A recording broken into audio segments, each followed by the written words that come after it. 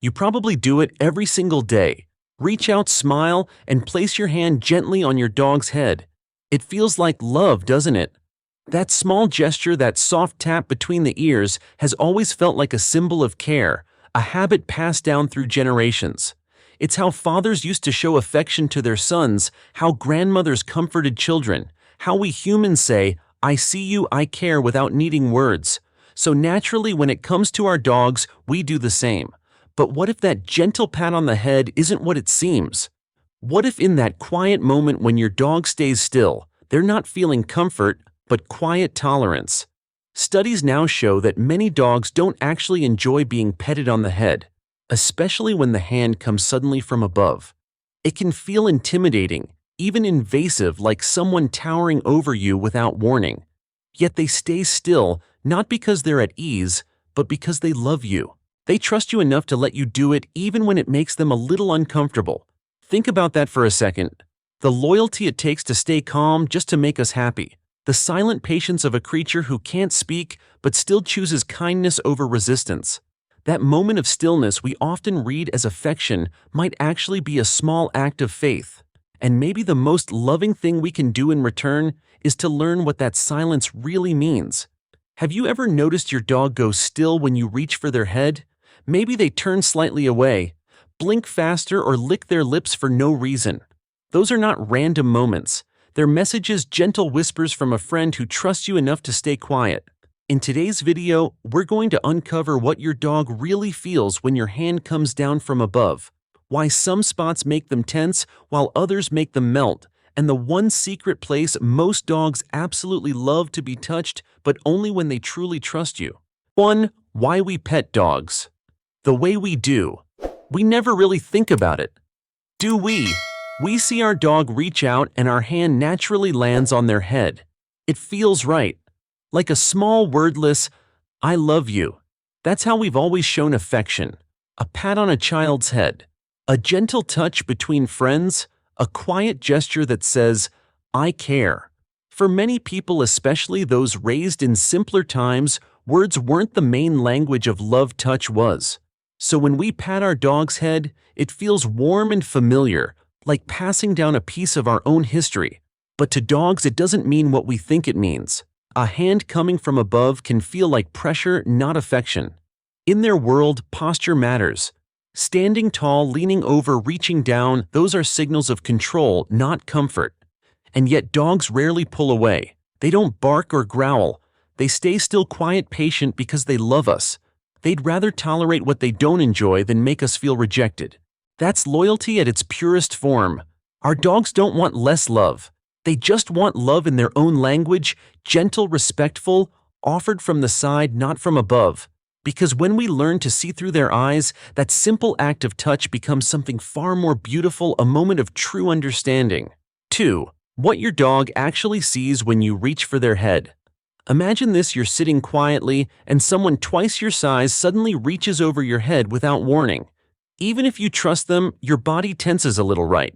That's exactly how many dogs feel when we pet them from above. Dogs live in a world of signals.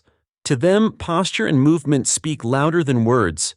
When we lean in or reach down, it can look less like kindness and more like control. They don't see a friendly hand, they see a large figure towering over them, blocking their space. But here's what's beautiful. Most dogs don't react.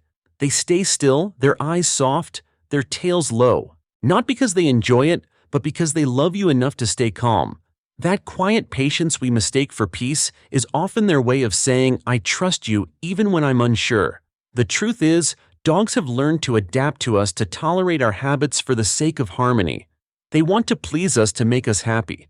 But inside, they still feel that small moment of unease. And the stronger your bond, the more they'll hide it just to keep you comfortable. That kind of loyalty is humbling, isn't it? They choose trust over comfort every single time. And maybe the kindest thing we can do is start noticing, to listen to their silence before it turns into a sigh. Because love isn't just about what we give, it's about learning how they receive it. 3. The subtle signs. Your dog wants you to stop. Your dog may never bark or growl to say enough, but that doesn't mean they're comfortable. Dogs have a gentle way of speaking, not with sound, but with movement. You just have to know how to listen. Sometimes it starts with something small. You reach for their head and they quietly turn away or glance to the side. That's not rudeness, it's a polite, "not right now." If you see it, pause. Give them a moment. That tiny look away is one of the clearest signs of discomfort.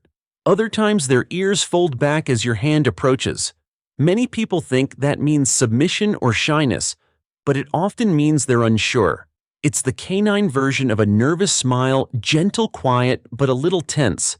Watch their mouth too. If they suddenly lick their lips or yawn when you touch them, they're not being cute. It's a stress signal, their way of calming themselves and saying, "I'm trying to be okay with this." And then there's the look, to the sideways glance where the whites of their eyes show what trainers call the whale eye. It's subtle but serious. It means I don't like this, but I don't want to fight. Each of these moments is a whisper, not a warning. Your dog isn't rejecting you, they're asking you to listen. And if we can learn to notice those tiny details, we can turn quiet tolerance into true comfort. Because love isn't always louder. Sometimes it's as soft as a dog looking away. 4. Where to touch. Instead. If the head isn't always the best place to start, then where should we touch our dogs instead? The answer begins with something simple. Respect. When you approach your dog, don't come from above. Come from the side where they can see you. Let them sniff your hand first. That tiny pause tells them you have a choice. And for a dog, the choice means safety. Start at the shoulders, a neutral, grounded place. Most dogs feel calm there. It's where their scent glands rest, where they sense connection, not control. From there, you can move slowly down the back, following the direction of their fur. Many dogs relax instantly when touched that way. Some even sigh, their whole body softening, like they're exhaling a long-held breath. Scientists have found that gentle rhythmic strokes along the shoulders and back can lower a dog's stress hormone cortisol and boost oxytocin, the same love hormone we feel when hugging someone we care about. In other words, when you touch your dog in the right way, you both heal each other a little. The chest and sides are also safe zones, especially if your dog leans into your hand. That lean, soft, slow, steady is their way of saying yes. It's trust made visible. But if they stiffen, look away, or freeze, that's a quiet no. And then there's one special place almost every dog secretly loves, just behind the ears. It's filled with nerve endings hard for them to reach, and it feels wonderful when touched gently. But here's the key, they'll only offer it when they feel completely safe with you. That moment when they tilt their head and invite your hand there, that's not obedience. That's love choosing you back. So next time you reach for your dog, slow down. Let them guide you. Because when love moves at their pace, it becomes something deeper. Not just touch, but trust. 5. How to teach your dog to accept. Head touches. Gently. There are times when touching your dog's head isn't just affection, it's necessary. Vet visits, grooming, ear cleaning, even giving medicine. And while your dog might not love it, you can teach them to feel safe with it, little by little. Start slow. Don't go straight for the top of the head. Begin with the places they already enjoy, the shoulders, the chest, under the chin. Let your hand rest there until you feel their body relax. Then slowly bring your hand closer to their head, but don't touch yet. Just stay near. Let them sense your calm. If they stay soft and relaxed, reward that moment, a quiet good boy, a gentle pat, maybe even a treat. If they lean away or freeze, stop.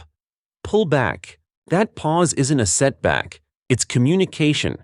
When you respect that boundary, you show them something more powerful than dominance, you show them trust.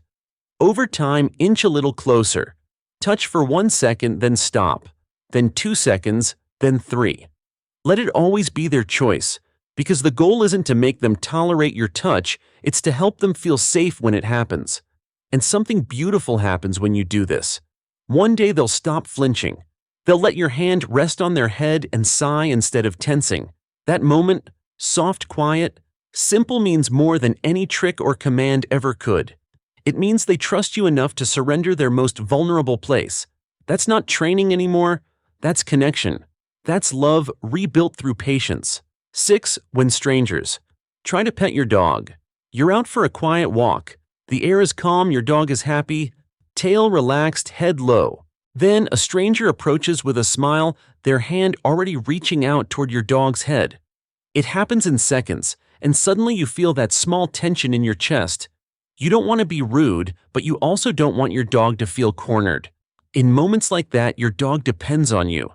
You are their voice, their safe space, their gentle barrier between comfort and overwhelm. Here's what you can do. Step slightly forward, placing yourself between your dog and the stranger.